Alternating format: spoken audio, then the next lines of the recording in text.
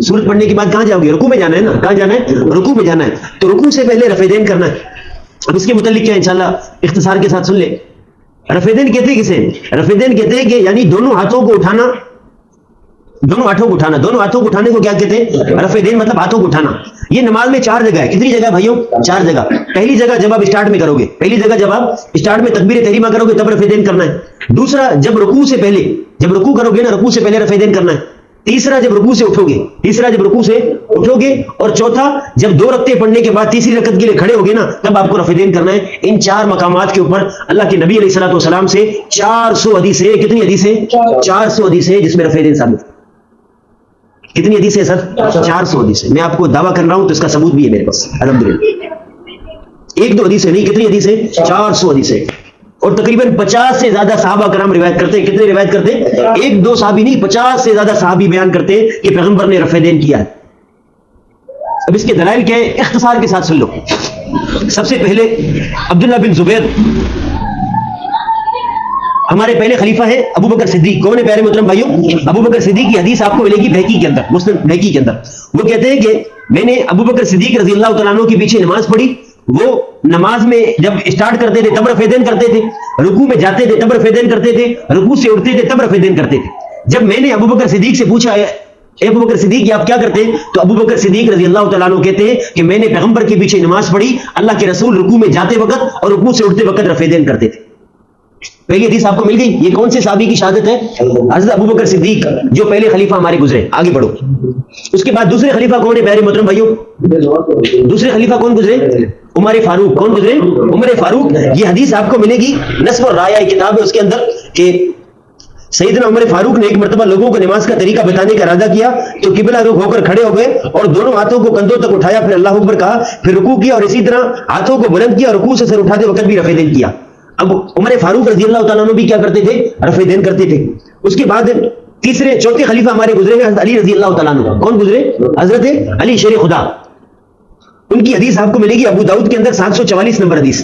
وہ کہتے ہیں کہ سیدنا علی فرماتے ہیں کہ اللہ کے نبی علیہ الصلوۃ والسلام جب بھی نماز شروع کرتے رکوع میں جاتے, رکوع سے سر اٹھاتے اور 2 رکعتوں کے بعد اٹھتے تو رفع دین کرتے تھے. سیدنا علی سے بھی آپ کو یہ حدیث آپ کو ملے گی. اس کے بعد عبداللہ بن عمر دوسرے خلیفہ کے بیٹے کون تھے؟ عبداللہ بن عمر. یہ آپ کو حدیث ملے گی بخاری کے اندر. کہاں ملے گی؟ صحیح بخاری. صحیح بخاری کی کتاب کی پتہ ہے کون سی کتاب ہے؟ قرآن کے بعد جو سب سے افضل کتاب ہے نا زمین پر وہ صحیح بخاری ہے, جس کو ندیم نہیں پوری امت کا اجماع ہے. پوری امت کا اجماع ہے کہ بخاری مسلم وہ کتاب ہے کہ جس میں ایک حدیث بھی ضعیف نہیں ہے, ایک حدیث بھی ضعیف نہیں. الحمدللہ اس میں یہ حدیث موجود ہے عبداللہ بن عمر کی. وہ کہتے ہیں کہ اللہ کے رسول نماز شروع کرتے وقت رکوع سے اٹھتے وقت, رکوع میں جاتے وقت اور رکوع سے اٹھتے وقت اپنے دونوں ہاتھوں کو کیا کرتے تھے؟ بلند کرتے تھے. اسی طرح عبداللہ بن عمر خود بھی رفع دین کرتے تھے اور جو لوگ رفع دین نہیں کرتے تھے ان کو کنکریاں مارتے تھے. ان کو کیا کرتے تھے؟ کنکریاں مارتے تھے کہ تم پیغمبر کی سنت کو کیوں چھوڑتے ہو. عبداللہ بن عمر کا یہ معمول تھا. اس کے بعد امام بخاری کے استاد ہیں علی بن مدینی. وہ کہتے ہیں کہ عبداللہ بن عمر کی واضح حدیث کے بعد مسلمانوں پر رفع دین کرنا ضروری ہے. مسلمانوں پر رفع دین کرنا کیا ہے؟ ضروری ہے. اسی طرح سیدنا مالک بن حویرث رضی اللہ تعالیٰ عنہ وہ کہتے ہیں کہ نماز میں شروع کرتے وقت رفع دین کرتے تھے, رکوع میں جاتے وقت اور رکوع سے اٹھتے وقت بھی رفع دین کرتے تھے. حدیث بھی بخاری میں. ایک حدیث میں سناؤں گا آپ کو بس آخری. سیدنا واحد بن حجر رضی اللہ تعالیٰ عنہ کہتے ہیں کہ میں نے نبی علیہ الصلوۃ والسلام کو دیکھا جب آپ نماز شروع کرتے تو اللہ اکبر کہتے اور اپنے دونوں ہاتھوں کو اٹھاتے, پھر اپنے کپڑے ڈھانپ, اپنے سردی کا موسم تھا نا تو اپنے ہاتھوں کو کیا کرتے تھے؟ چادر لپٹی تھی تو اندر لیتے تھے. جب رکوع سے پہلے رفع دین کرنا ہوتا تو اپنے ہاتھوں کو باہر نکالتے رفع دین کرتے تھے. اور اسی طرح رکوع سے اٹھتے وقت بھی. یہ حدیث آپ کو صحیح مسلم کے اندر ملے گی. کہاں ملے گی؟ صحیح مسلم میں. حدیث کا نمبر ہے 401. اب یہ جو حدیث کے راوی ہے نا واحد بن حجر, یہ صحابی رسول, یہ وہ صحابی ہے جو اللہ کے رسول کو 9 ہجری میں بھی ملے تھے اور 10 ہجری میں بھی ملے تھے. 9 ہجری میں بھی ملے تھے اور 10 ہجری میں بھی ملے تھے. اور اللہ کے رسول کی وفات کب ہوئی ہے؟ 11 ہجری میں. کب ہوئی ہے؟ مطلب کہ اللہ کے رسول کی وفات سے 1 سال پہلے وہ بیان کر رہے ہیں. کتنے سال پہلے بیان کر رہے ہیں؟ 1 سال. جو لوگ کہتے ہیں نا پیغمبر نے اسٹارٹ میں جو رفع دین کیا تھا آخری زندگی میں چھوڑ دیا تھا, صحابی رسول کہتے ہیں اپنی وفات سے 1 سال پہلے بھی پیغمبر نے رفع دین کو نہیں چھوڑا. ایک حدیث ہے عبداللہ بن عمر کی, وہ کہتے ہیں کہ اللہ کے رسول علیہ الصلوۃ والسلام رفع دین کرتے تھے یہاں تک کہ آپ اپنے رب سے جا ملے. آخری وقت تک بھی رفع دین اللہ کے رسول کرتے تھے. اس کے بعد آپ کو میں جو لوگ کہتے ہیں نا کہ بھئی رفع دین منسوخ ہو گیا, نہیں ہے, ان کی دلیلیں بھی سن لے. ان کی ایک پہلی حدیث کی دلیل ہے کہ جابر بن سمورہ والی کہ اللہ کے مسلم کی حدیث ہے، وہ حدیث کا نمبر ہے 430 کہ اللہ کے نبی نے فرمایا کہ کیا ہو گیا ہے کہ میں تمہیں دیکھتا ہوں کہ تم نمازوں میں ہاتھ ہلاتے ہو اس طرح کے شریر گھوڑوں کی دمیں. شریر گھوڑوں کی کیا ہے؟ دمیں. تو نماز میں حرکت نہ کیا کرو.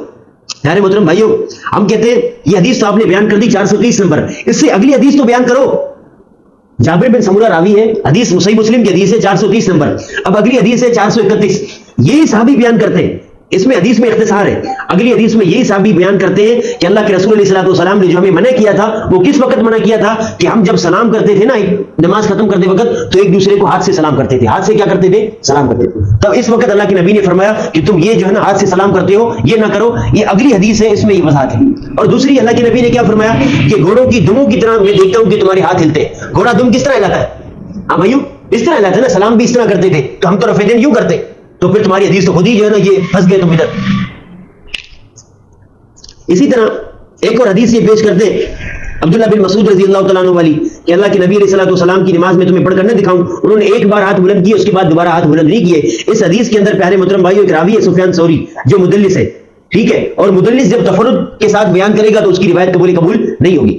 تو واضح طور پر پیارے محترم بھائیو ایک طرف عدم رفع دین کی جو حدیثیں ہیں وہ بہت تھوڑی ہے اول تو، اور ان کے اندر کہیں نہ کہیں کمزوری موجود ہے. وہ صحیح سند کے ساتھ مسند ذرائع کے ساتھ ہم تک نہیں پہنچتی. اس کے مقابلے میں رفع دین کی کتنی حدیث ہے؟ 400 حدیثیں اور 50 سے زیادہ صحابہ کرام سے مروی ہے.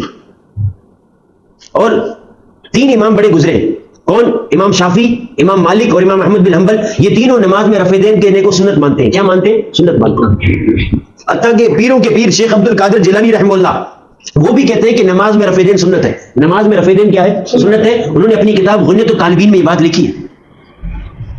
اگر رفع دین منسوخ ہوتا تو پیر صاحب کو پتہ نہیں ہوتا، پھر پیر صاحب کیوں کر رہے ہیں؟ یہ کہنا کہ منسوخ ہو گیا ہے یہ بات بالکل باطل ہے، اور اس کی ان کے متعلق کوئی بھی دلیل نہیں ہے.